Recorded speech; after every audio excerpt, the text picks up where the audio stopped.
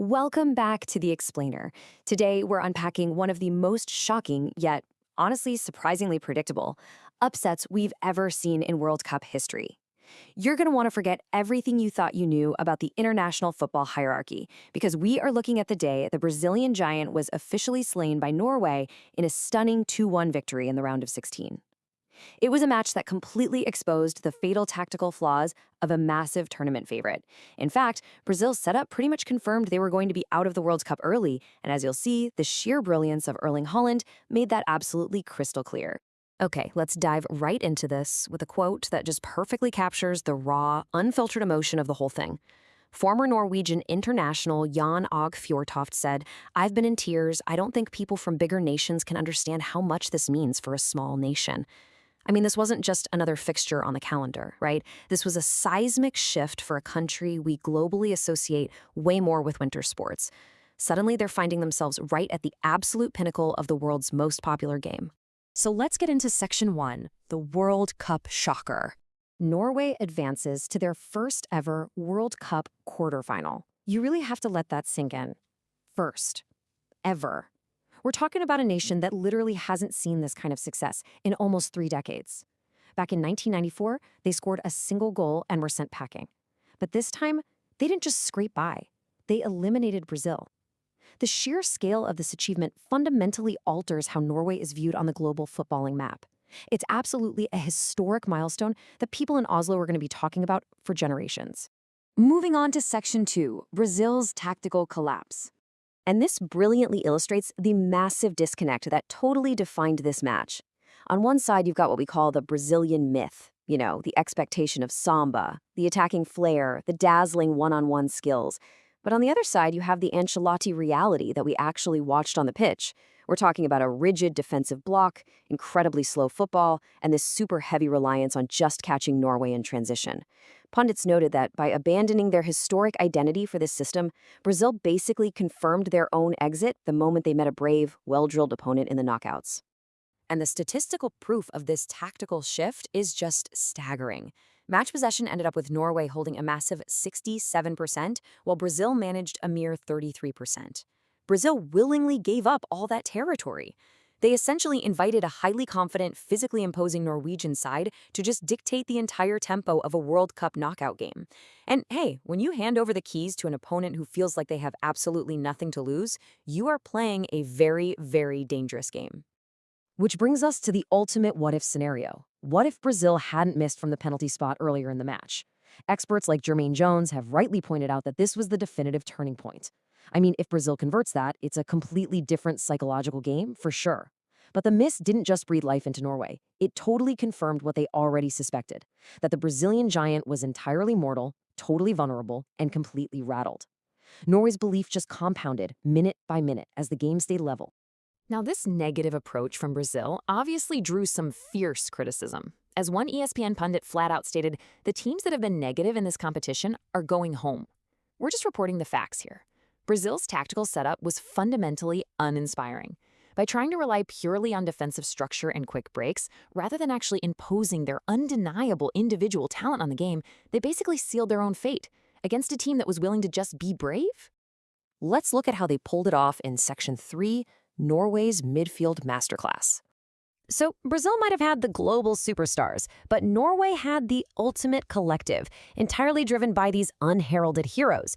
You've got goalkeeper Erling Haaland from Sevilla out there playing the absolute game of his life. You have Sander Berge from Fulham utterly dominating the midfield, consistently winning second balls against some of the most expensive players on the planet. And then you have Andreas Schjelderup, a young impact sub from Benfica, who just steps onto the pitch and casually provides 2 crucial assists. Norway proved that a perfectly synchronized unit is always going to have a fighting chance against a disjointed collection of stars. And driving this entire collective was head coach Ståle Solbakken, who executed an absolute masterplan out there. First step, he boldly rests 10 starters in their previous game against France. That meant his guys were physically fresh enough to handle the punishing New Jersey Heat. Step 2, they didn't panic. They established this confident, calm passing rhythm through their midfield conductor, Martin Odegaard. And finally, step 3, Solbakken makes perfectly timed substitutions, bringing on Oscar Bob and Schjelderup, who immediately changed the entire dynamic. It was a total coaching clinic that dismantled Ancelotti's setup. All right, shifting gears to Section 4, Haaland's dominance and charm. While Brazil's tactical errors definitely left the door wide open, Erling Haaland's sheer brilliance is what kicked it entirely off the hinges. 27. That is the number of goals Haaland has scored in just 14 consecutive competitive international matches for Norway. Just let that sink in for a second. By tying absolute icons like Lionel Messi and Kylian Mbappe for the most goals in the tournament, Haaland made it brutally clear that Brazil's rigid, slow system was absolutely no match for a true, inevitable executioner. He elevated his entire nation through pure, ruthless efficiency in front of the net. So the crucial point is exactly how he pulls off this terrifying efficiency. His coach, Ståle Solbakken, explained it perfectly, saying he spends 90 minutes or maybe 89 watching what the defender is going to do, and all he needs is 1 minute to realize when and how to create that space. He doesn't even need to be heavily involved in the buildup. He just waits, analyzes, and then strikes. Kind of like his towering header over Brazil's Gabriel, a defender who supposedly had his number, by the way. Haaland proved he literally only needs a fraction of a second to end your whole tournament. But honestly, what's making Haaland the true breakout star of this tournament globally isn't just the goals. It's his delightfully eccentric off-pitch persona. I mean, the guy grills steak and drinks raw milk daily. He is unapologetically authentic. There is zero polished PR team filtering his personality. Plus, he's a former teenage rapper from a group called Flow Kings. In an era of these highly sanitized athletes, Haaland's quirky, genuine vibe is making fans everywhere just completely fall in love with him. And then there's this wild little detail, $30,000. That is the estimated value of just one of the luxury Hermes Birkin bags that this 6'4" physical monster famously collects and wears around. It's this massive, hilarious contrast, right? You have this terrifying, ruthless goal-scoring machine on the pitch who then casually steps off the team bus rocking a $30,000 designer handbag. It makes him such a fascinating modern icon. Which brings us to Section 5, what happens next? Let's move to and see how this builds into the rest of the tournament. The giant is slain, the star has arrived. But where does this fearless Norwegian squad actually go from here? Well, it comes down to either England or Mexico in the quarterfinals. And fascinatingly, the Norwegian camp might actually prefer to face England. Why? Familiarity. Facing England means going up against familiar Premier League opponents and known threats like Harry Kane. You know their tendencies. But facing Mexico?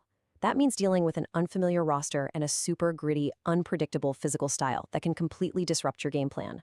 Sometimes, the devil you know really is better.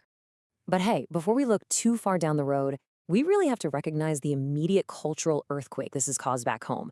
Right after the final whistle, over 200,000 fans completely fled the streets of Oslo, eventually marching straight up to the royal palace in an attempt to literally wake up the King of Norway to celebrate.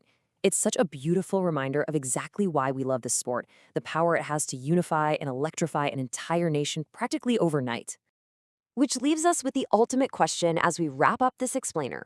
With the Brazilian Giants' highly predictable exit now complete, with Carlo Ancelotti's men on a long flight home, and with Erling Haaland clearly reaching his absolute final, terrifying form, how far can this fearless Norwegian collective actually go? They've already completely rewritten history, but something tells me they are definitely not done yet. Keep your eyes on this team, guys, because they are the real deal. Thanks for hanging out and exploring this historic match with me.